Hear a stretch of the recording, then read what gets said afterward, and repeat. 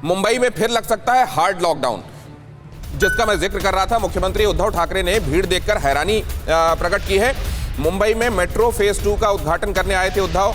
मुंबई में heavy traffic दिखाई दिया तो हार्ड लॉकडाउन करूंगा, ये कहा है उन्होंने। महाराष्ट्र में 15 जून तक ढील के साथ प्रतिबंध भी जारी हैं। अब ये जो ढील और प्रतिबंध, ये जो कहीं कहीं पर छूट लेकिन कहीं कहीं पर प्रतिबंध, रिस्ट्रिक्शंस लागू हैं, इसको क्या क्लियर कट कम्युनिकेट किया गया है? डाउन द लाइन क्या ये जा रहा है? क्या डिस्ट्रिक्ट मजिस्ट्रेट्स तक ये पहुंच रहा है? क्या उनको जिनको ये एनफोर्स कराना है उन तक ये पहुंच रहा है? और क्या वो इसे एनफोर्स करा पा रहे हैं? और अगर नहीं तो गलती किसकी है? सबसे पहले कुछ सवाल, ये सवाल बहुत महत्वपूर्ण है, इसको जरूर देखिए। कोरोना का केस कम होने का मतलब क्या है? कोरोना केसेस के कम होने का मतलब ये माना जाए कि क्या अब इस महामारी के में गिरावट देखने को मिल रही है? इस समय जो हमको गिरावट देखने को मिल रही है, क्या हम ये माने कि अब ये महामारी खत्म होने की तरफ बढ़ चली है? महामारी में आई गिरावट का आकलन करने के सबसे अच्छे इंडिकेटर्स क्या हैं, जिससे ये अंदाजा लगता है कि हाँ, अब महामारी खत्म होने की तरफ, ये लहर कम से कम खत्म होने की तरफ बढ़ गई? टेस्ट, आदमी का टेस्ट कीजिए। ट्रेस, जब वो पॉजिटिव, अगर पॉजिटिव आ जाए तो उससे जुड़े हुए कम से कम 20 लोगों को देखिए कि वो किनसे संपर्क में आया था और उनको ट्रेस कीजिए। और ट्रीट, जो बीमार है उनको ट्रीट किया जाए। ये टेस्ट, ट्रेस और ट्रीट की रणनीति सभी के शहर में कितनी कारगर रही है, ये महत्वपूर्ण पैरामीटर्स हैं। जरा आप इसको भी देखिए। अगली जानकारी ये आपको ये बताएगी कि हम अभी क्या अंदाजा लगाएं। टेस्ट के नंबर्स कितने हो रहे हैं, कितने नंबर ऑफ टेस्ट हर दिन किए जा रहे हैं, उसमें पॉजिटिव केस कितने मिल रहे हैं, ये होता है टेस्ट पॉजिटिविटी रेशियो। उसके बाद कोरोना से मौत के नंबर्स कितने हैं, कोरोना के मौत के नंबर, और इसके हिसाब से इसके बरक्स जब देखा जाता है तो ये केस फैटेलिटी रेशियो दिखाता है। इससे अब ये महत्वपूर्ण क्यों है, मैं वो आपको बताता हूं। पॉजिटिविटी नंबर्स, कुल टेस्ट के नंबर्स, टेस्ट पॉजिटिविटी रेशियो आपको बताएगा कि इतना टेस्ट किया गया, इतने पॉजिटिव आए, इस तरीके से प्रतिशत में ये कितने निकलते हैं। मौत और पॉजिटिव केसेस जब ये देखेंगे आप तो केस फैटेलिटी रेट दिखाई देगा। इन दोनों के आधार पर बहुत अच्छे से आकलन लगता है। इन दोनों के आधार पर ये अंदाजा आप लगा सकते हैं कि यहां पर महामारी क्या खत्म होने की तरफ बढ़ रही है। अब देखिए, एक पॉजिटिव कम से कम 15-20 लोगों से मिलता है, इसको हेल्थ वर्कर्स ट्रेस करें 5 लोगों, अब 20 का एक्चुअली कंस्ट्रेंट्स की वजह से हमारे पास लिमिटेड रिसोर्सेस हैं।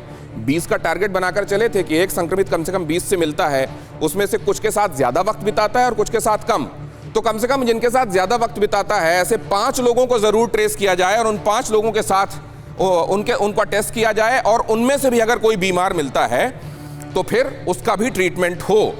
10 के साथ कम वक्त गुजारा जाता है और लो रिस्क की ट्रेसिंग नहीं होती। 5 लोग सबसे ज्यादा हाई रिस्क माने जाते हैं जिनके साथ वो मिला, 10 के साथ कम वक्त गुजारा जाता है, लो रिस्क ट्रेसिंग नहीं। अब इसके आधार पर अगर आप ये निकालते हैं कि किसी एक राज्य में नंबर ऑफ टेस्ट कितने हुए, पॉजिटिव्स की संख्या क्या है और कितनी फैटेलिटी रेट है, तो जैसे पुणे का उदाहरण देते हुए ये समझाया जाता है कि वहां पर लोगों ने क्या किया, ये देखा कि ओवरऑल इन्फेक्शंस कितने हुए, ओवरऑल इन्फेक्शंस में डेथ कितनी हुई, वो माना गया कि 0.3 होंगी।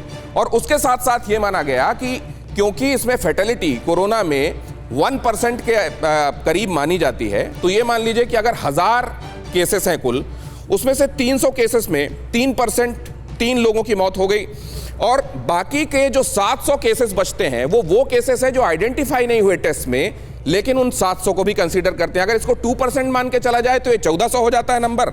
मतलब आपको बताने का ये कि केस फैटेलिटी रेशियो के आधार पर, जितना केस फैटेलिटी रेशियो होगा मतलब जितने लोगों की मौत हो रही होगी, वो ये इंडिकेट करता है कि महामारी खत्म होने की तरफ जा रही है या बढ़ने की तरफ जा रही है। अभी क्या दिखाई दे रहा है कि नंबर ऑफ टेस्टिंग जो है उसके हिसाब से केसेस कम होने लगे हैं, फर्टिलिटी भी पहले से कम हुई है, लेकिन क्या ये इंडिकेट करने लगा है कि अब आगे आने वाले दिन पूरी तरह से सुरक्षित हैं और निर्भय होकर कदम उठा सकते हैं? कोहली साहब से जरा इसका जवाब लेंगे। कोहली साहब, ये जो इंडिकेटर्स बनाए हैं वैज्ञानिकों ने हमारे, ये फिलहाल तो शुभ सूचना दे रहे हैं, लेकिन बहुत सारी चीजें ऐसी भी हैं जिनको खातिर में लाना पड़ेगा, क्योंकि हमने एग्जैक्टली ये पता करने में हम अभी सक्षम नहीं है कि ओवरऑल इन्फेक्शन कितने लोगों को हुआ था और अभी ये कितने वेरिएंट से जो घूम रहे हैं, क्योंकि सैंपलिंग भी इसकी ढंग से नहीं हुई है। देखिए दिनेश, इसमें समस्या क्या है कि ये जब हवा में वायरस है, जब ये हवा में टंगा हुआ है, जब हम शुरू में 2 गज दूरी की बात करते थे, अब जब ये एयरबॉर्न हो गया है तो आपको बहुत मुश्किल होगा अगर आप एक दुकान छोड़ के हैं तो जहां पर कुछ लोग इकट्ठे होंगे वायरस के संक्रमण की, वहां पर रिस्क खड़ा होगा। अब इसके साथ करना, अगर आप चाहते हैं कि लोग, 2 चीजें हैं इसमें। पहले तो लोग खुद सतर्क रहें। लोग अगर खुद सतर्क नहीं रहते हैं अपने बारे में तो कोई भी सरकार, कोई भी रूल, राज्य हो या केंद्र, कुछ नहीं कर सकता। पहली बात तो यह है।